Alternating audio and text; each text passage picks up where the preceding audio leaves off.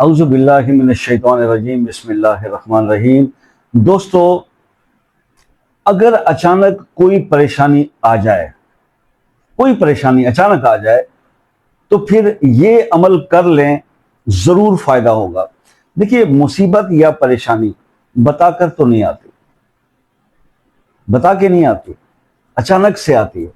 مطلب آپ بیٹھے ہوئے ہیں، آپ کے گھر میں اچانک سے کسی کی طبیعت خراب ہو گئی، آپ اچانک سے کسی مشکل میں پھنس گئے، کوئی خرچہ نکل آتا ہے، کوئی ایسی مصیبت اچانک سے، تو آپ کا رسپانس کیا ہونا چاہیے؟ کسی کے بارے میں کوئی خبر آ گئی، فلاں کا آپریشن ہے، ٹھیک ہے، اچانک خبر ملی تو انسان پریشان ہو جاتا ہے۔ پریشان نہیں ہونا، پریشانی میں پریشان ہونے سے پریشانی بڑھ جاتی ہے۔ اور یہ پرانی بات ہے، میں اس چیز پہ قائل نہیں ہوں کہ جناب پریشانی دوسروں سے ڈسکس کریں، غم بانٹنے سے کم ہو جاتا ہے۔ آج کل جو ماحول ہے، جو معاشرہ ہے، جو حالات ہیں، آپ کسی سے اپنا غم شیئر کر کے تو دیکھیں، بڑھ جائے گا، بلکہ تماشا بن جائے گا۔ آج آپ کسی کو اپنا بھرم دے دیں کہ تھوڑی سی مصیبت یا کوئی دکھ یا پریشانی میں آ جائیں اور کسی کو بتا بیٹھے نا، اچھے وضاقتہ والے بھی ہوں، مطلب ایک سفید کالر جو لوگ ہیں، وائٹ کالر لوگ ہیں، اس پہ بھی، سفید پوش آدمی پہ ابھی گرمیوں کے دن اچانک سے پتہ لگا بل زیادہ آ گیا، تنخواہ سے زیادہ ہے، اس نے اپنے، یہی کہا جاتا ہے نا کہ یار دکھ ہے، پریشانی دوستوں سے شیئر کر لیں۔ آپ کر کے دیکھ لیں، حل تو کوئی نہیں دے گا آپ کو اس کا، لیکن آپ کی عزت کا فالودہ کر دیں گے۔ ایک سے دوسرے تیسرا، اس کو بل آ گیا، اس کو پیسہ نہیں ہے، اس کو بل آ گیا، یہ آج کل کے حالات ہیں۔ ایسے حالات میں یہ آپ کسی سے اپنی پریشانی ڈسکس کریں گے، یقین رکھیے میں نے تو وہ پریشانیوں سے بچنے کا ایک ہی فارمولا سیکھا، جو میرا اپنا پریکٹیکلی میں اس پہ امپلیمنٹ بھی کرتا ہوں۔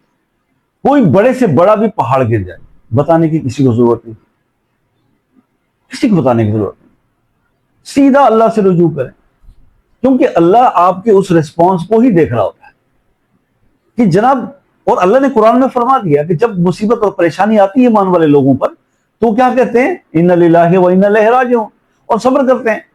اور پھر فرمایا کہ ان اللہ مع الصابرین، میں صبر کرنے والوں کے ساتھ، اللہ میں ان کے ساتھ ہوں، یہ قرآن میں فرما دیا۔ تو ہم نے کرنا کیا؟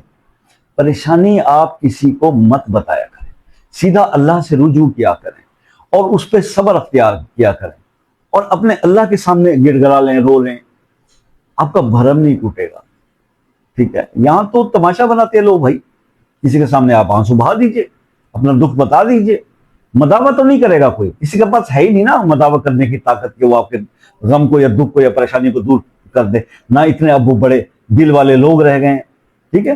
تو اس لیے بہتر یہ ہے کہ جب کوئی پریشانی آ جائے تو اپنے رب کی طرف رجوع کر لیں۔ میں آپ کو ایک چھوٹا سا عمل بتاتا ہوں، ایک ایسا عمل کہ جس کے کرنے سے آپ کو سکون بھی ملے گا اور آپ کی پریشانی انشاءاللہ اللہ کے حکم سے دور بھی ہوگی۔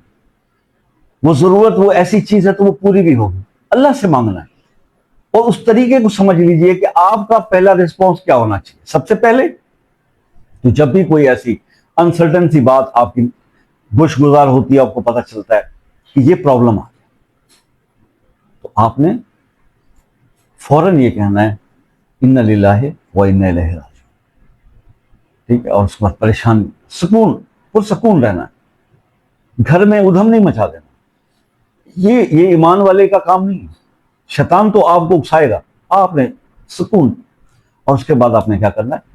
وضو بنائیں، وضو کر لیں، نماز کا ٹائم ہے نماز پڑھ لیں، ٹھیک ہے جی۔ نماز پڑھنے کا اگر نماز کا ٹائم نہیں ہے ویسے وضو کریں، زوال کا ٹائم نہ ہو وضو کر لیں، اور 2 نفل پڑھیں، 2 نفل پڑھیں حاجت کے، اللہ پاک کے سامنے اپنی عاجزی پیش کریں، اور سلام پھیر کر پھر اس کے بعد آپ دعا کی طرف اس طرح سے جائیں کہ دعا مانگنے سے پہلے آپ نے کیا کرنا ہے؟ سانس روک کر 7 بار یا رحمانو یا رحمانو یا رحمانو یا رحمانو یہ پڑھنا ہے۔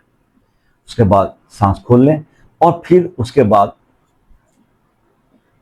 یہ بتانا ضروری نہیں کہ کوئی بھی دعا مانگنا شروع کریں تو ایک دفعہ درود ابراہیمی پہلے پڑھ لیجئے گا، اس کے بعد 7 بار سانس روک کے یا رحمانو، 33 بار اس کے بعد آپ پڑھیں گے یا ذل جلال والاکرام، یا ذل جلال والاکرام، یا ذل جلال والاکرام، یہ پڑھ لیں۔ اس کے بعد آپ 11 مرتبہ آیت کریمہ پڑھیں، لا الہ الا انت سبحانک انی کنت من الظالمین، لا الہ الا انت سبحانک انی کنت، یہ آپ 11 بار پڑھ لیں۔ اس کے بعد اللہ تعالیٰ سے اس معاملے میں مدد کے لیے درخواست کیجئے اور دعا کیجئے اپنے مسئلے کے لیے کہ اللہ میں اس پریشانی کا مطلب میں اس کو برداشت نہیں کر پا رہا، میری مدد کر دیجئے اور مجھے اس غم سے، اس دکھ سے، اس پریشانی سے نکال لیجئے۔ دیکھیے بھائی، معاملہ صرف یقین کا ہے۔ طریقہ اور الفاظ میں نے بتا دی ہیں، کرنا آپ کا کام ہے۔ یقین مانے جیسے ہی یہ آپ دعا مانگ کے اپنا آمین کہتے ہیں، اسی وقت اللہ پاک آپ کو اس مشکل سے، اس مسئلے سے نکال دیں گے فوری طور پر، انسٹنٹ ریلیف ملے گا آپ کو انشاءاللہ۔ اب دیکھیں تو صحیح اس طرح عمل کر کے اللہ تعالیٰ آپ کی شہرت سے زیادہ قریب ہے۔ وہ دکھ یا پریشانیاں آپ کی آئی اوپننگ کے لیے آتی ہیں۔ اللہ تعالیٰ آپ کی طرف کوئی پریشانی میں آپ کو ڈالتا ہے تو آپ کا ہی رسپانس چیک کیا جاتا ہے، آپ کی بہتری کے لیے ہوتا ہے، ہم سمجھ ہی نہیں پا رہے ہوتے۔ یہ تو کبھی نہ کہ اللہ نے آپ سے کچھ لیا تو آپ کو آزما دیا، بعض اوقات بہت زیادہ دولت دے کے بھی آزمائش ہو رہی ہوتی ہے، وہ بھی ایک آزمائش ہوتی ہے، ہم اس کو کہتے ہیں یہ اچھا ہے، ہم پیسہ آنا چاہیے، لیکن آپ کو نہیں پتا کہ اس کا جواب دینا کتنا مشکل ہو جائے گا، یہ بھی آزمائش ہے۔ اور پھر جب اس آزمائش پہ بھی آپ پورا نہیں اترتے تو پھر وہ پیسہ چھن جاتا ہے، پھر اللہ وہ واپس لیتے ہیں، پھر تنگی آ جاتی ہے، وہ بھی آزمائش ہے۔ دونوں صورتوں میں آپ کا چیک ہو رہا ہوتا ہے کہ اس کا ریسپانس ہوتا کیا ہے بندے کا، ہم سمجھ ہی نہیں رہے، ہم کہتے ہیں آ گیا تو ہم کہتے ہیں بلے بلے واہ واہ واہ واہ، بھول گئے سب کچھ ہے جی۔ اور اس کے بعد جب چھن گیا پھر وہی نمازیں، سجدے، تہجد، اور پھر وہی بابا جی اور وہی پیر صاحب اور وہی شاہ صاحب۔ اپنے آپ کو بدلنے کے بغیر کچھ بھی نہیں بدلنے والا، جتنا مرضی کر لیں، خود کو بدلنا ہوگا۔ نہیں بدلیں گے تو پھر ساری زندگی یہی سائیکل چلتا رہے گا، ٹھیک ہے۔